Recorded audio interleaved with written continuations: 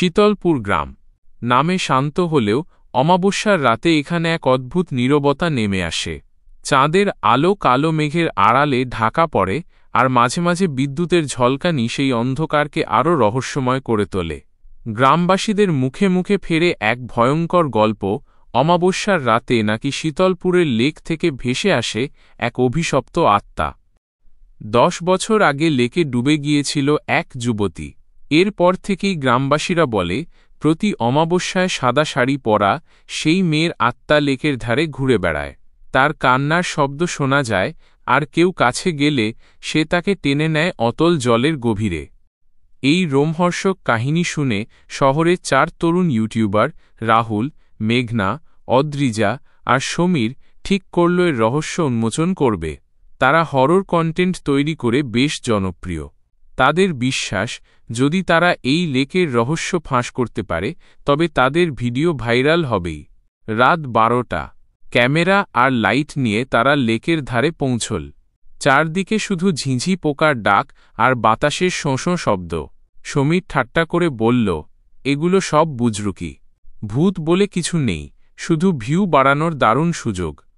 রাহুল ক্যামেরার সামনে দাঁড়াল, বন্ধুরা, আমরা এখন শীতলপুরের অভিশপ্ত লেকের সামনে। গ্রামের মানুষ বলে এখানে সাদা শাড়ি পরা মেয়ের আত্মা দেখা যায়। আজ আমরা প্রমাণ করব এটা একটা মিথ।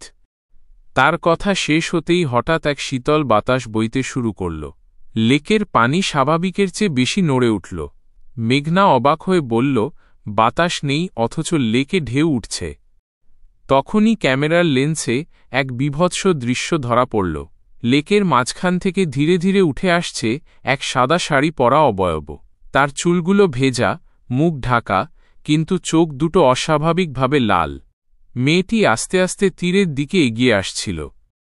অদ্রিজা আতঙ্কে চিৎকার করে উঠল, ওটা আমাদের দিকে আসছে। কিন্তু সমীর তখনও হাসছিল। হতে পারে এটা আলো ছায়ার খেলা, আমি কাছে গিয়ে দেখি। সমীর যেই লেকের কাছে গেল, সেই অবয়বটা প্রবল গতিতে তার ওপর ঝাঁপিয়ে পড়ল। মুহূর্তের মধ্যে সমীর জলে পড়ে গেল।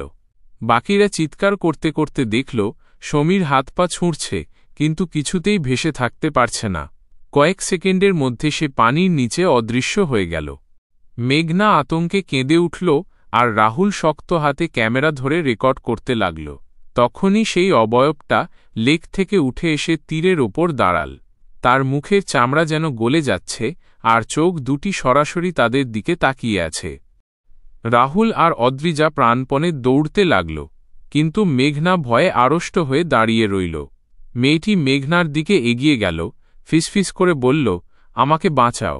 তারপর মেঘনাকে টেনে নিয়ে গেল জঙ্গলের গভীর অন্ধকারে। আজও শীতলপুরের লেকের ধারে নাকি মেঘনার আর্তনাদ শোনা যায়। রাহুল যে ক্যামেরা দিয়ে সেই রাতের দৃশ্য রেকর্ড করেছিল তা আর খুঁজে পাওয়া যায়নি। শুধু মাঝে মাঝে লেকের ধারে একটি ভাঙা ক্যামেরা পড়ে থাকতে দেখা যায়, যার মেমোরি কার্ড সবসময় ফাঁকা থাকে। শীতলপুরের লেক আজও অমাবস্যার রাতের অপেক্ষায় থাকে, যেখানে আত্মারা আবার জেগে উঠবে, আর কেউ ভুল করে কাছে গেলে তাকে টেনে নিয়ে যাবে অন্ধকার গভীর জলের নিচে।